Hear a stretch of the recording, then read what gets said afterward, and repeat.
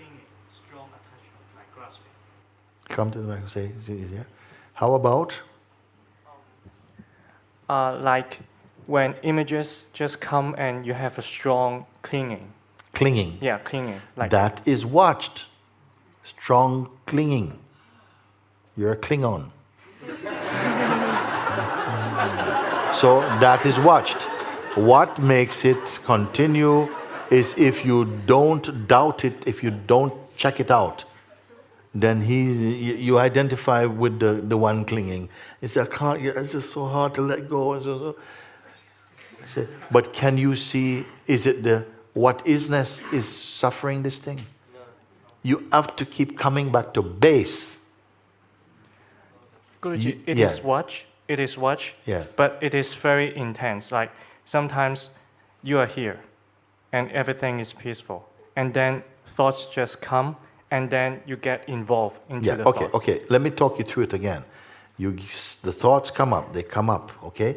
I didn't give those thoughts to you. No. They are already inside. The satsang is only exposing them, or exposing a potential that has still been living in you. Okay?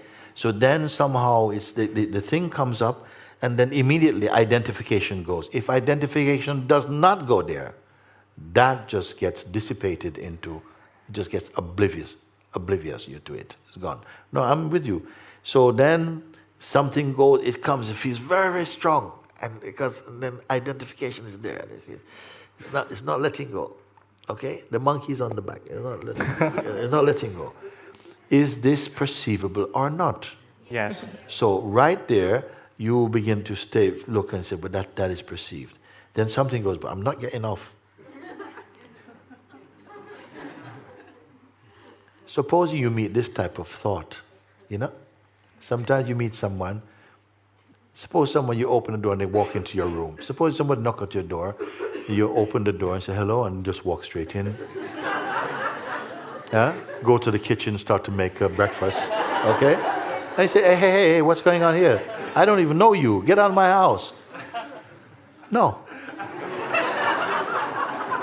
Now, normally, you would think a reasonable person would go, oh, sorry, mate, I was just really hungry. I'm going.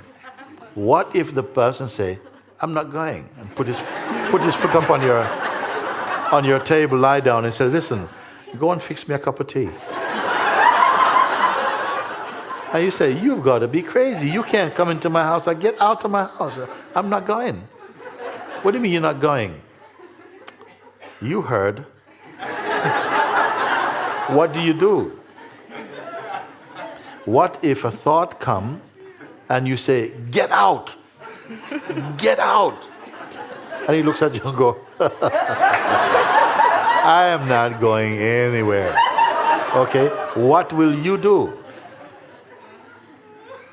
What will you do? Do you say, okay, I leave then? I'll go and rent another apartment. No, you won't. What are you going to do? You have to find out, this cannot be true. This cannot work. This cannot work. I am the landlord of this house. This is an imposter, okay? And there's no police where you live. You have to get him. How are you going to get him out? How are you going to get this thought out? No, it cannot be. He's in your bed?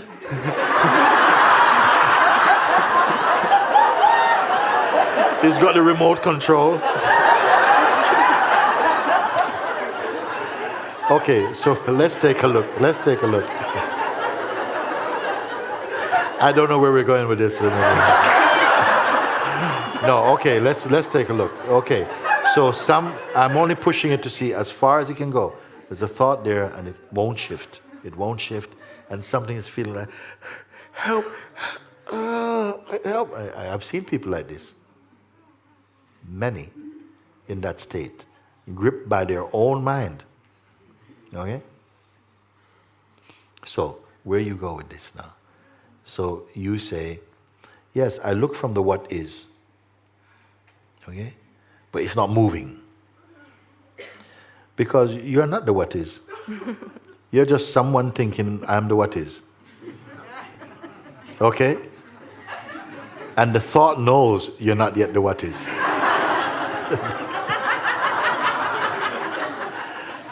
You're going, listen, I am the what is. And the thought goes, all right.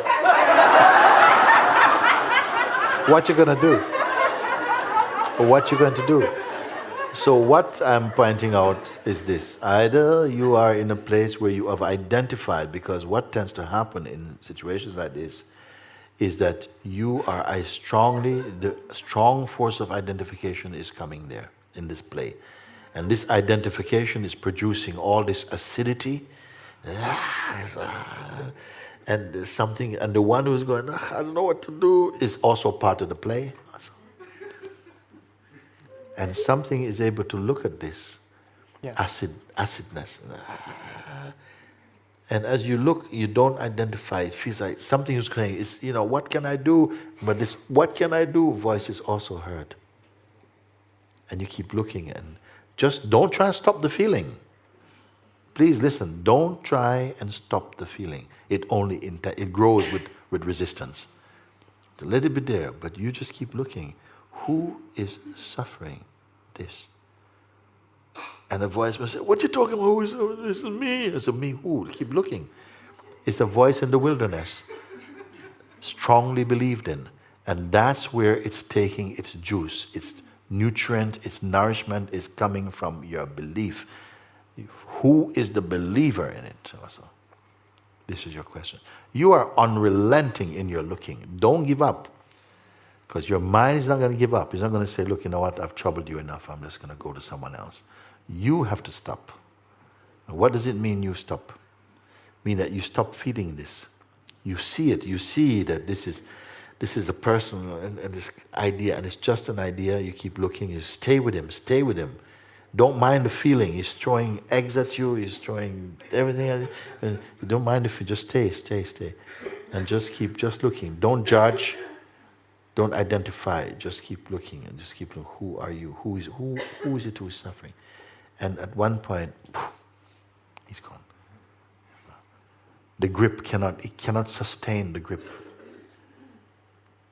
And the one who is holding on to also, both of them go.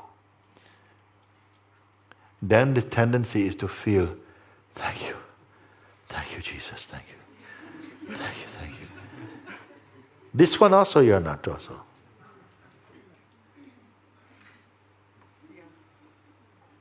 It is there, relief is felt. But don't identify so strong. Of course, relief, the sense of gratitude, that can be felt. But don't identify so strongly.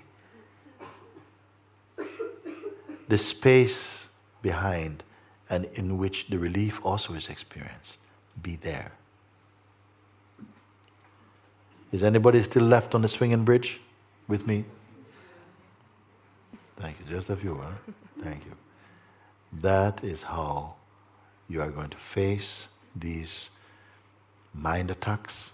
They have to come. They have to come. And you have to use them.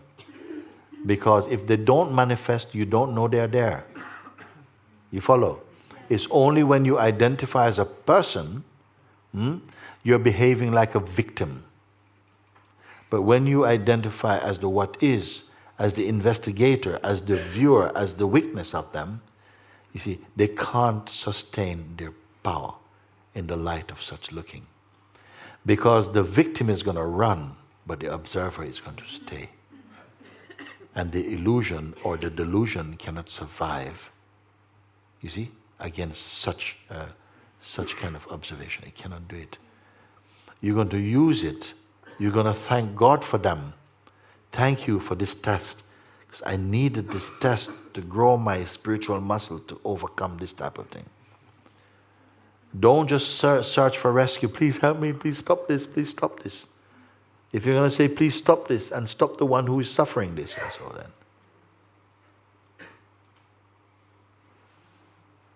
Have I gone too far with this? This is the way you have to look. You have to use your inquiry. You cannot just think it. You cannot just keep going, who am I, who am I, who am I, who am I? Who am I?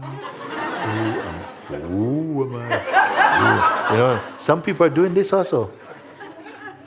That you can frighten your mind with being brave. Just look.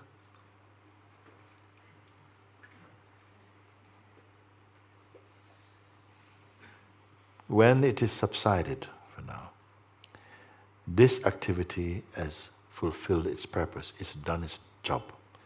And you have done yours.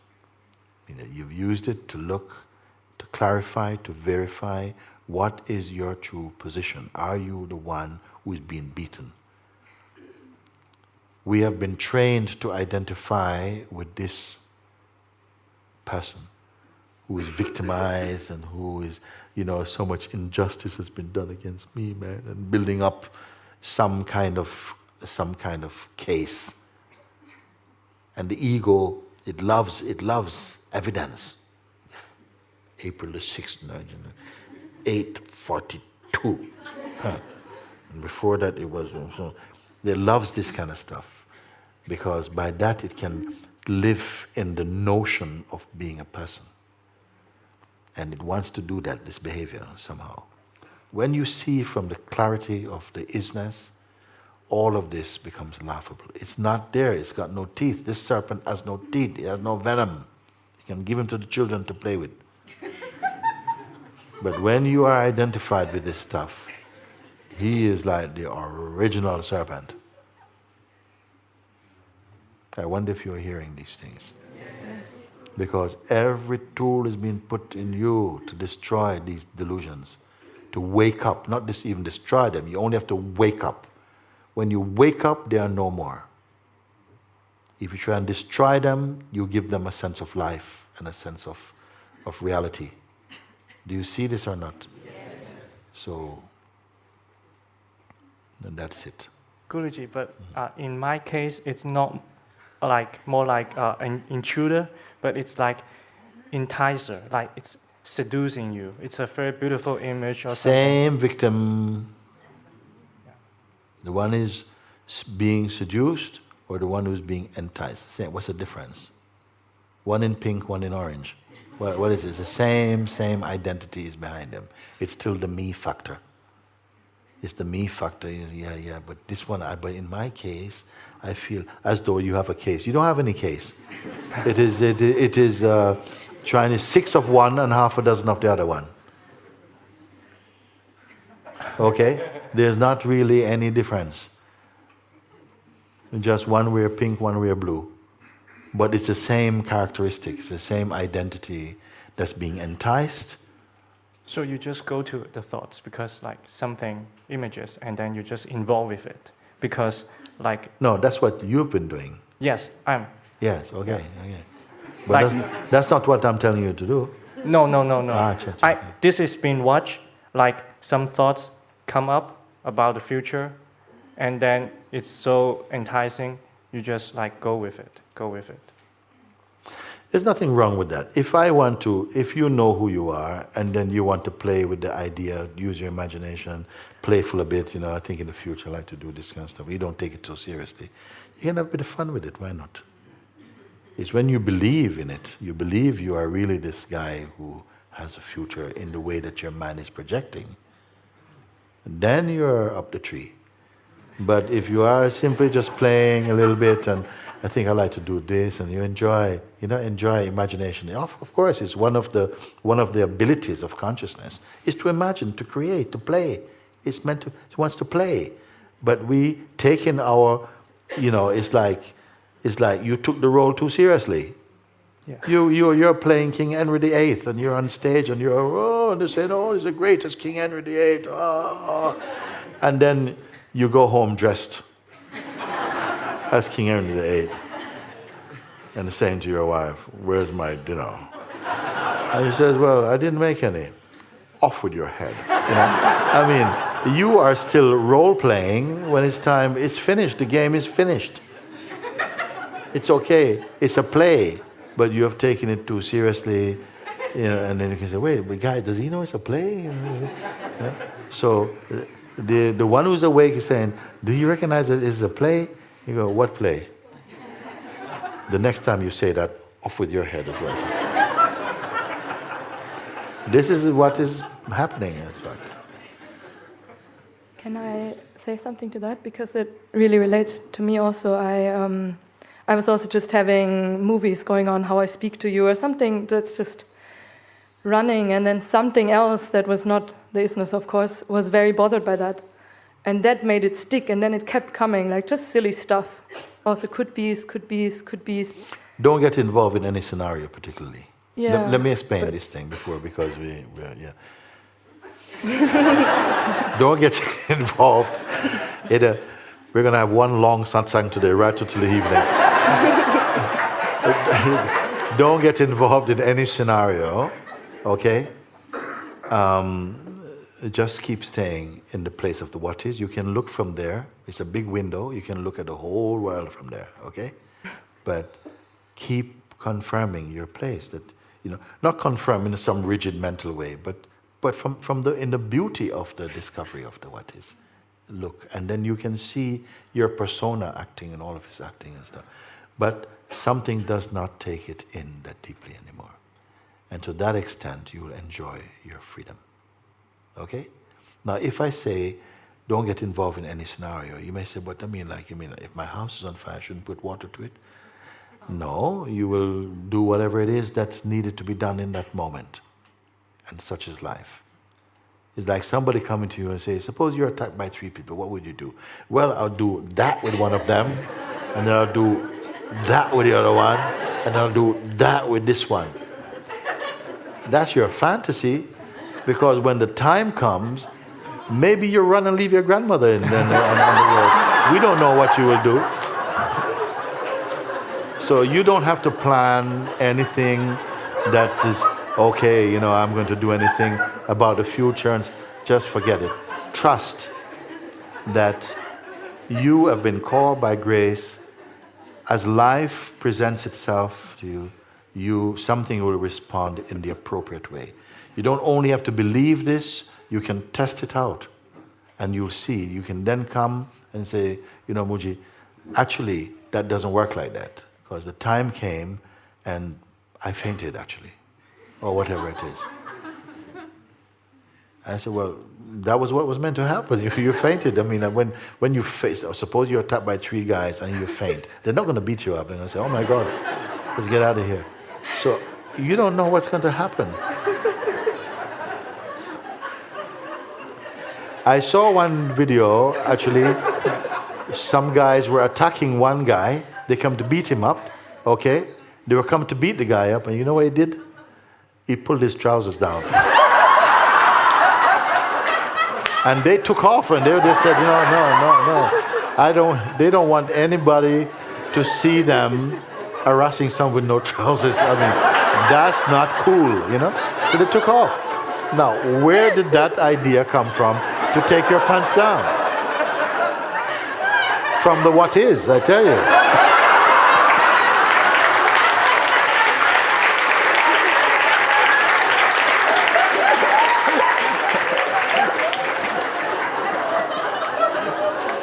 Just trust.